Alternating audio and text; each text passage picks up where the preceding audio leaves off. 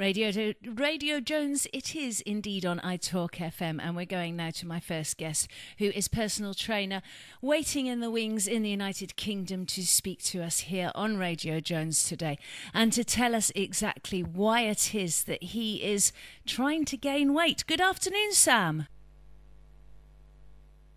Hey, how's it going? Sorry about that. No, not at all. It's lovely to have you here on Radio Jones. Thanks for joining us today. No worries. Now, Sam, you've set yourself a challenge, a project, or should I say you're carrying out a project to prove a very serious point. But on a light point of view, you know, most people's dream would be to have to try and eat an increased amount of calories every week and to be able to be in that luxurious position of wanting to put on weight. Tell us what it's all about.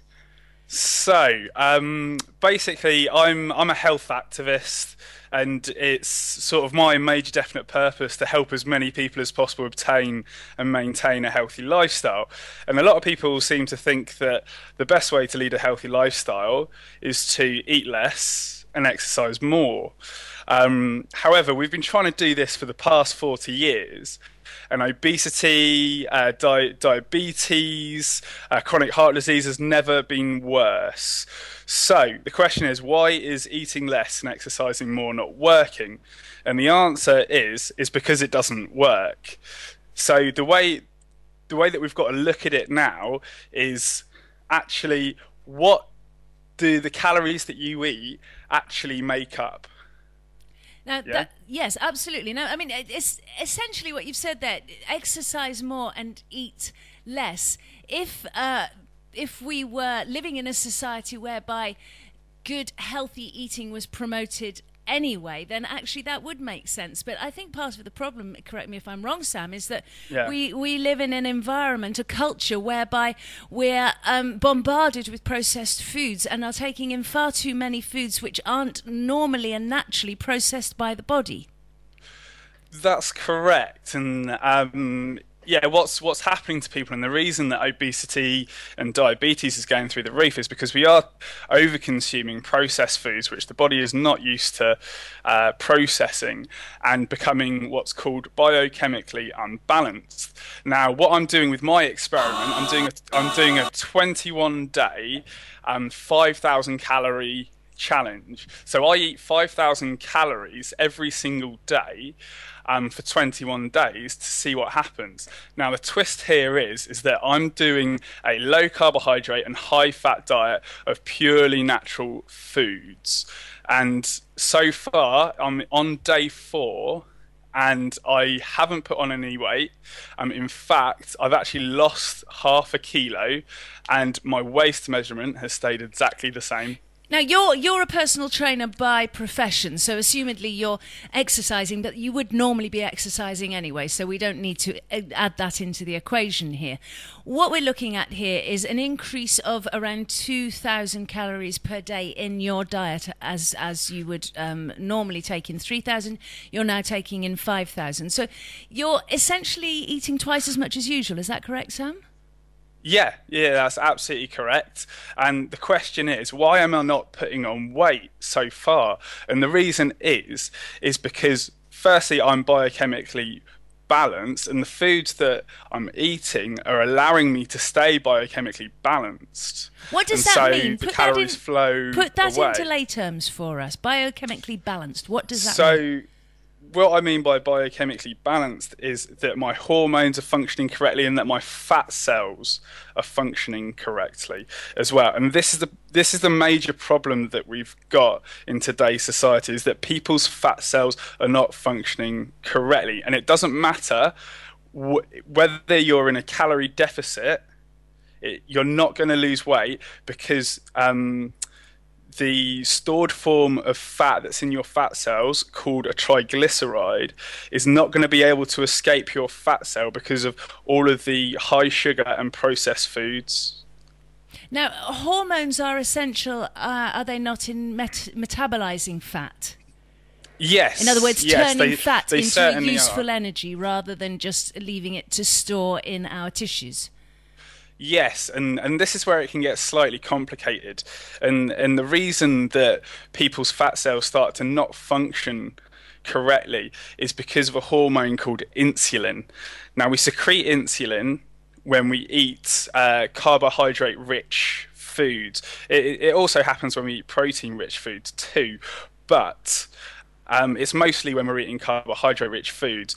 And the problem is that today there are a lot of high starch carbohydrate sources and really high sugar sources as well. And what happens when you eat that, your insulin goes through the roof to try and bring down your blood sugar level. Yeah. And so what happens over time is that happens too many times, and so you become what's called insulin resistant, or even pre-diabetic, and then type 2 diabetic as well. And what happens after that is that when you eat carbohydrates and your insulin spikes too much, and it's spiking again and again and again, then those carbohydrates are driven into the fat cells, right, as those triglycerides that I mentioned before. And what the actual insulin does is that it inhibits an enzyme called HSL, or hormone sensitive lipase, which stops those triglycerides from escaping the fat cells. And so what happens is that you build up all these fat cells within all of these triglycerides within your fat cells, and your fat cells get bigger and bigger and bigger, and the triglycerides are unable to escape because of the amount of insulin that's running through your body.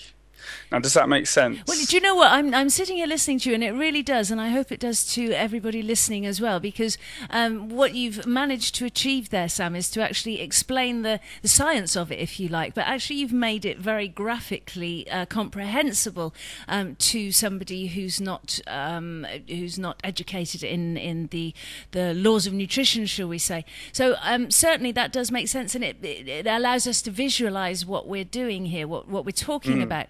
Now, another way of just ramming home this point, I mean, what we must really make clear here is that you're carrying out this test to show that calories are not what make us fat, that this starving ourselves, that this deprivation of calories, that this deprivation of food, of nutrition, which is what human beings, all creatures need to survive, nutrition, which comes in the form of calories, is the wrong path to take. If we want to lose weight, or if we want to not even lose weight, but to maintain a healthy weight, or to stop us from gaining weight, then calorie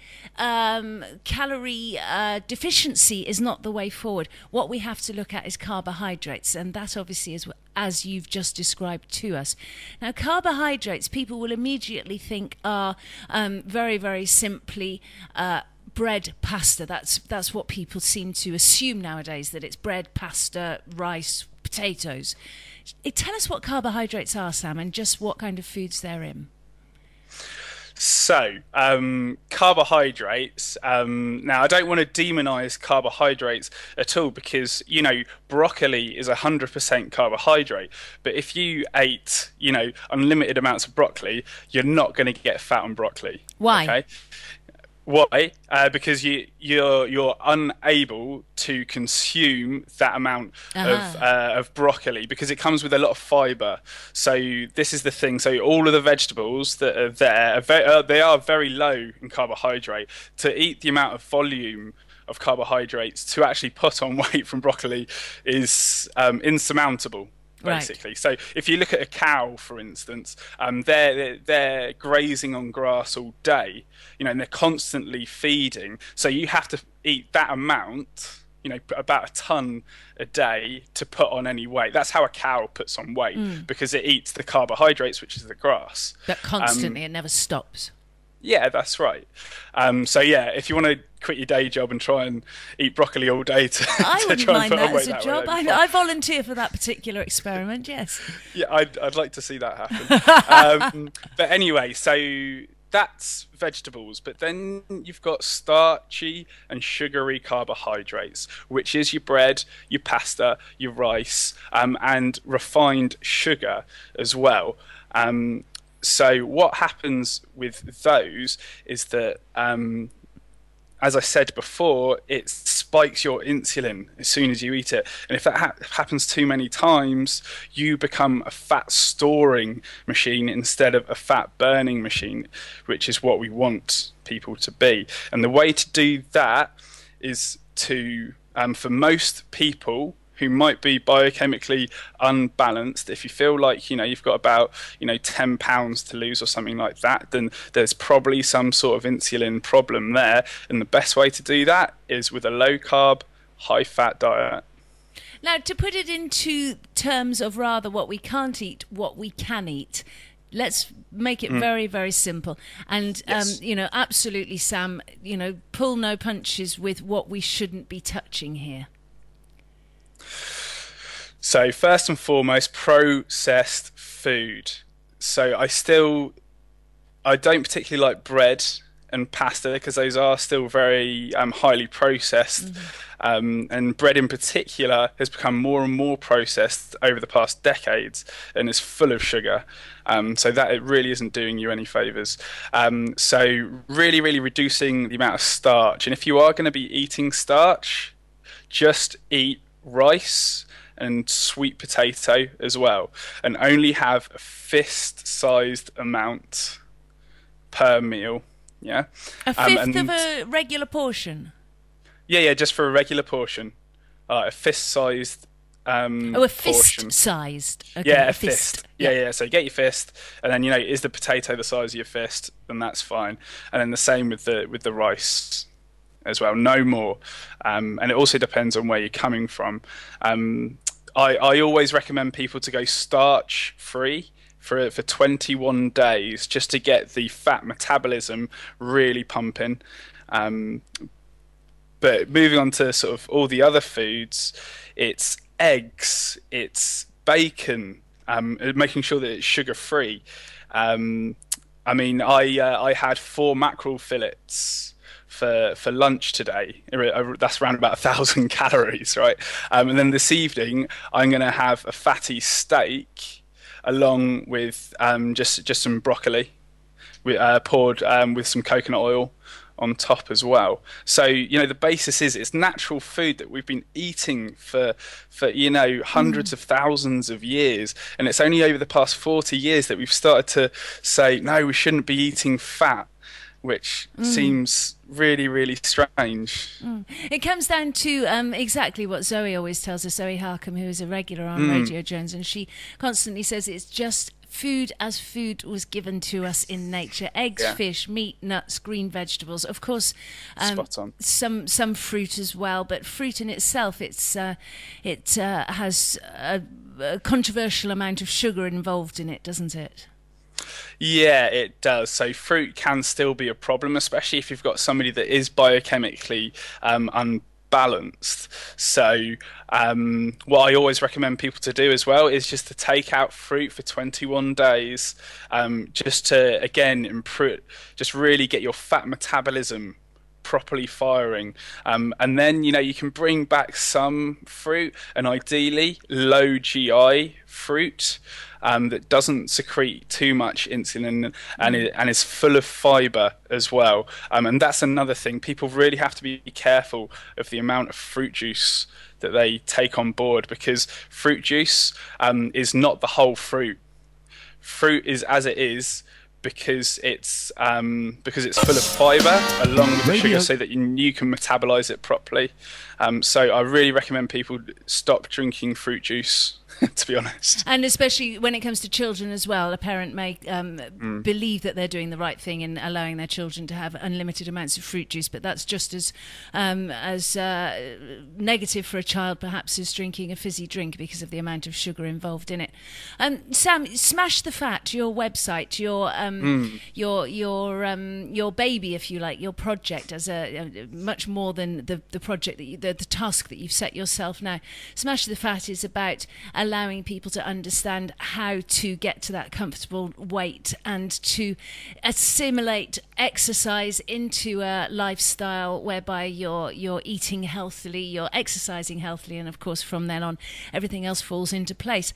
What the project that you're doing now, you're essentially increasing to 5,000 calories to show that calories aren't what makes you fat, because if the idea that calories make you fat is true, then essentially over the 21 days during which you're eating 5,000 calories a day, you should, by the estimations put down on paper, be gaining something around 6 kilograms. But your understanding is that you're not going to be gaining any weight at all. Yeah, that's correct. So my actual calorie consumption is 5,794 calories now, because I slightly changed it. I upped the fat just a little bit, and so yeah, it's almost 5,800 calories now. And by the end of this, I'm going to be in a 57,636 calorie surplus. And in theory, to the new calculations, because I have a fancy spreadsheet with all of this in, and it changes sort of every day. But at the moment, but from the calorie formula, I should put on 7.5 kilograms of weight. However, in the past 4 days, I haven't put on any. I've even lost half a kilo, and my waist centimeters remains the same at 78. Sam, what are you going to do with the results of your project, of your experiment? So the plan is just to try and get the word out to as many people as I can, and I implore people just to take a look at it, and if they sort of agree with it, and it puts on a light bulb for people, then spread the word. That's what I really want, because if we keep on having doctors saying eat less, exercise more, then this obesity epidemic is going to get worse and worse and worse. So it's just important that people start to see that it's more about the macronutrient ratios that people are eating, quality of food, and then down the line, the last thing we want to think about is calories. And it is very much, it's something which is very simple. I think perhaps society has come so conditioned to expecting a food to come in a packet, to come with a particular sauce, which obviously is full of salt and sugar and saturated fats and so on, that one forgets that actually to cook very simply with very basic and natural foods is not only nutritious, but actually very, very exciting as well. I've been vegetarian for many, many years now, and I must say that the explosion of flavours that vegetables give me is far superior to that I remember from eating meat. It's a live smell. It's a very vibrant, alive taste, and certainly food which is natural and fresh and in its most natural form is inevitably going to fill you with more energy as well. Yeah, 100%. I mean, with sugary and processed foods, you always get that short-term blast of energy and enjoyment. But with whole natural foods, as nature intended, you do have that long-term health, long-term energy, and long-term enjoyment as well. Indeed. And it's been an absolute pleasure listening to you today. Your website is actually smashthefat.org, is that correct? .com. Smashthefat.com. Smashthefat.com. And you're based... And you can... and people can follow me on Twitter at Sam Feltham. There's a lot of debate going on there. And then also, if they want to just watch the videos, it's all happening on YouTube, as I do video diaries every day. youtube.com/smashthefat as well. Wonderful. We'll watch it with interest. And you're, 4 or 5 days into it now? Perhaps in just 2 weeks' time, we can come back and have an update of how it's gone. Absolutely, I'd love to do that. Pippa. Thanks a lot. Thank you, Sam. Absolute pleasure. Sam Feltham of apologies, Smash the Fat. Got my words all confused then. Smash the Fat. Brilliant. Thanks a lot, Pippa. Bye-bye. Cheers. Bye. Oh, you're gonna take me home tonight. Oh, down beside that red firelight. Oh, you're gonna let it